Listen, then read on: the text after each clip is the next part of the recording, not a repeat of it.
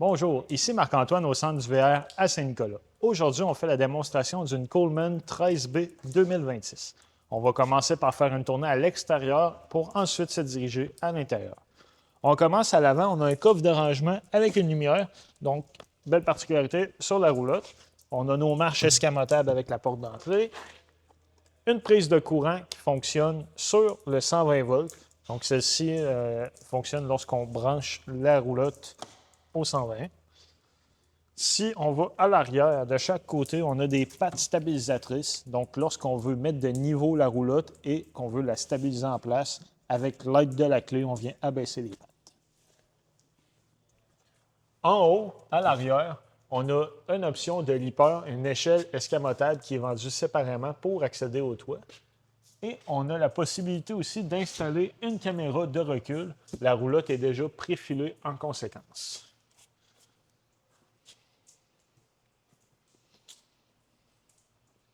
Lorsqu'on vient de l'autre côté, on a une prise coaxiale pour la TV satellite et on a notre système d'égout. On va avoir notre valve d'eau grise et d'eau noire. L'eau noire va être pour vider l'eau de la toilette et l'eau grise, l'eau de la douche et de l'évier. Lorsqu'on va effectuer notre vidange, on va venir connecter notre tuyau. On va toujours ouvrir la valve d'eau noire en premier. Quand celle-ci est vide, on va ouvrir la valve d'eau grise pour venir rincer notre robinetterie. Quand on a terminé, on referme les valves et on remet notre cap. Le fil qui vient avec l'unité est fixe.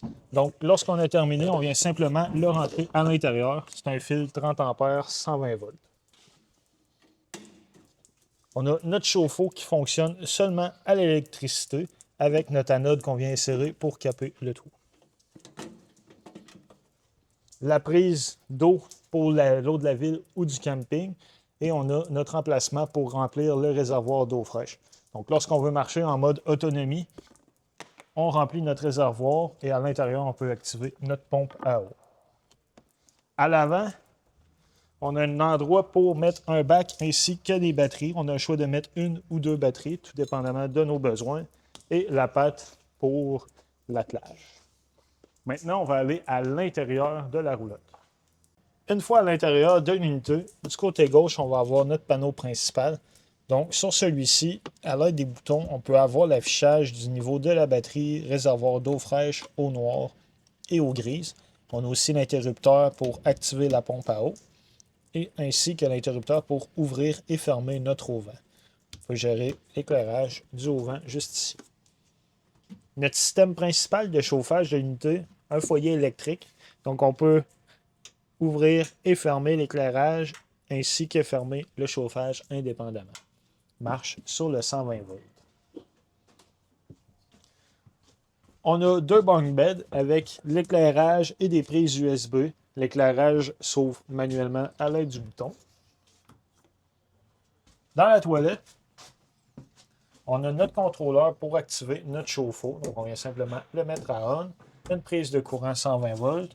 On a la toilette qui fonctionne pour flusher au pied, ainsi qu'une douche conventionnelle avec l'eau chaude et l'eau froide. Au plafond, on va retrouver une ventilation de toit. Donc, quand on veut ouvrir, on vient simplement tourner la roulette.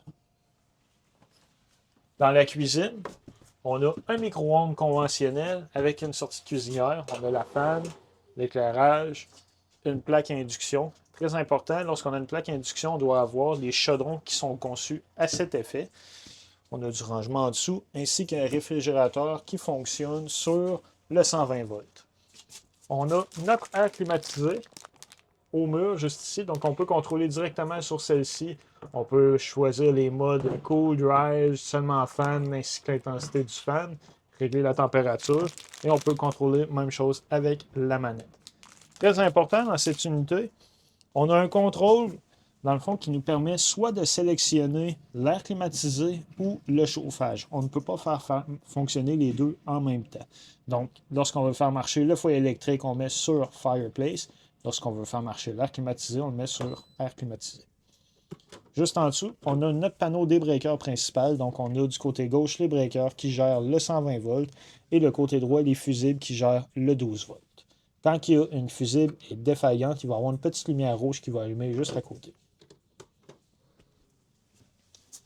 Sous le lit, on a un accès au coffre extérieur et un petit rangement supplémentaire.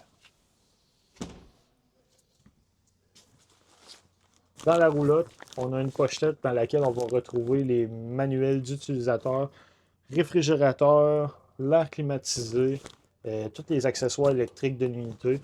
Donc, on peut toujours s'y référer si jamais on a des questions. Merci.